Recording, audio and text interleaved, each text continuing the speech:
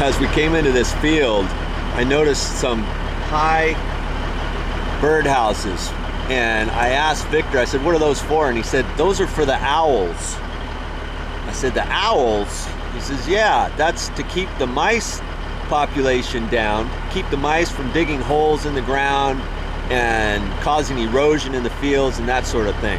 This is a vineyard that is a certified organic one, and one way they can do that is keep the mice population down, any other rodents, that way they don't have to spray for that kind of stuff. So now you know.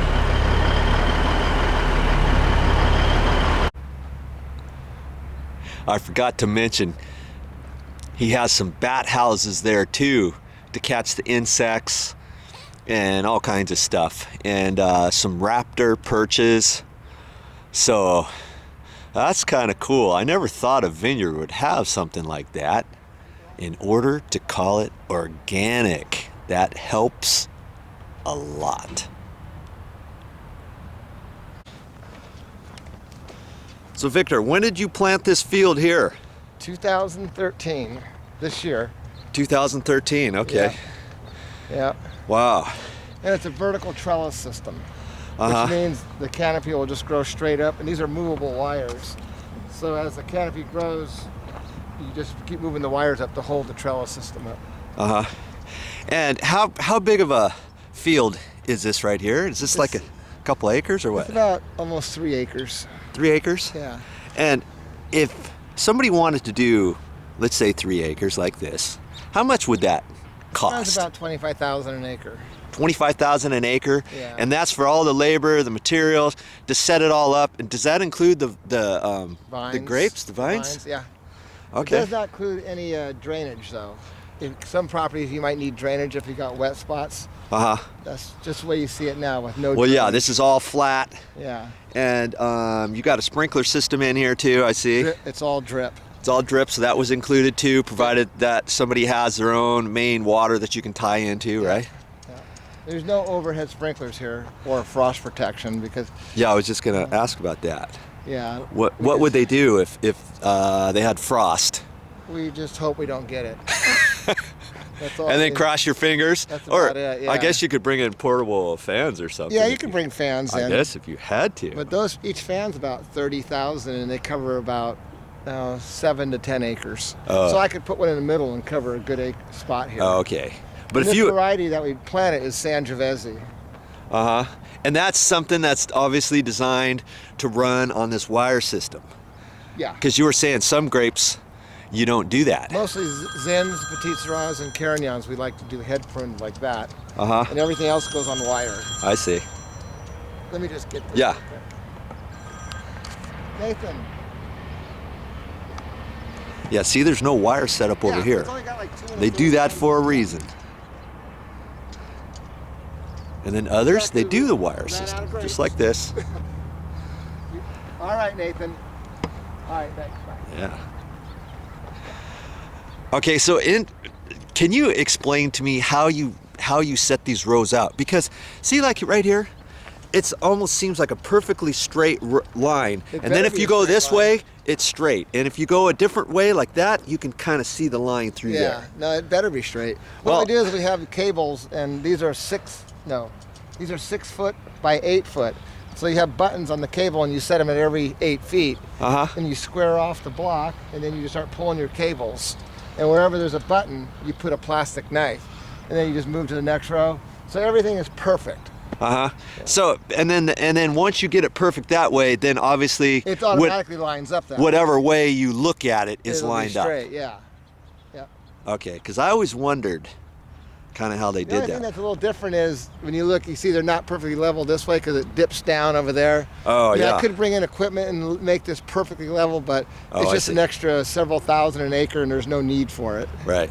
But when I look down in these rows, I want to make sure everything looks uniformed and straight in any direction. Right. And how far apart do you put the grapes? The spacing? This is 8 foot. 8 feet wide and then 6 feet? 6 feet. Actually, this is 5 feet. Okay. This is 8 by 5. Okay, so every 5 feet you got a grapevine. Yep. And then how long will it take for these to start producing? 2 more years. 2 years? Yeah. So that's 2015. I should start to get some crop. In 2016, I'll probably be 3/4 away. 2017, I should be in full production. okay. So full production About 5-6 tons to the acre. would be 4 to 5 years, Yeah. and 5 to 6 tons per The acre, acre. on this particular variety. What I want to get out of here, yeah. So Sangiovese is halfway down, and then on the other side, where you see the vines are still a little shorter, that's Montepulciano on that side. Okay, so you got 3 different. 2 varieties. Oh, in 2 here. varieties in here. Yeah, the block is divided in half, and half is Sangiovese, the other half is Montepulciano. And look at these end posts. They're even pretty darn straight. I too. know, you guys did good, man. I see one Look at is a little that. out of place down there, but Oh yeah, somebody pulled the wires too tight or what? They did. Is that what happened? yeah. About halfway down. Yeah, you see it down there? It's not that far off. It's far A enough. couple inches. It's 2 inches too far. 2 inches too far for your liking, for me, yeah, for me. All right, cool. Thanks for showing me this and explaining to me how you did it. Always wanted to know that. Yeah, it's really, I mean, once you square off the corners, you just keep pulling those cables. Well, when you say square off the corners, somebody doesn't know how to do that. How did you square off your corners?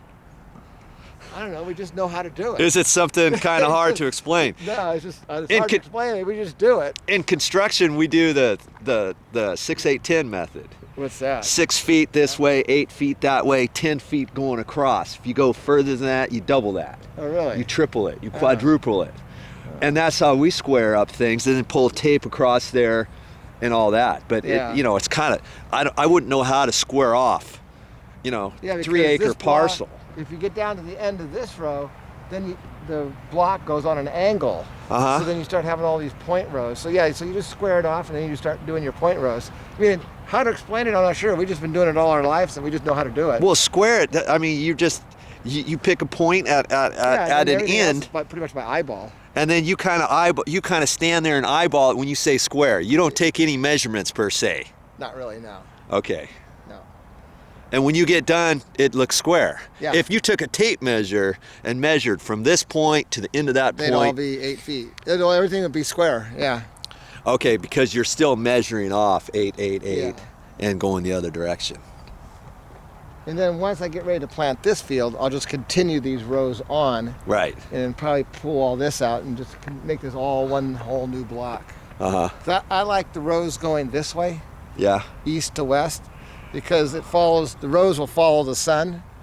Oh, And that okay. way you won't get any burn. If your rows run this way in the afternoon on the west side, you can burn your crop.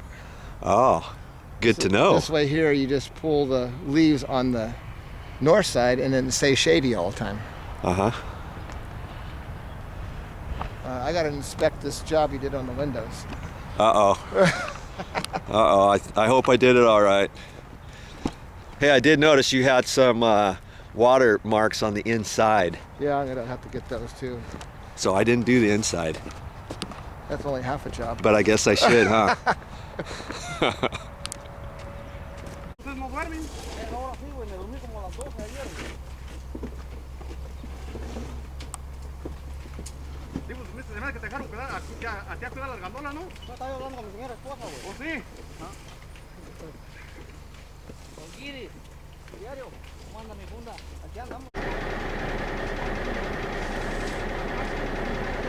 That's all I got for this time, but I'll be back with more videos.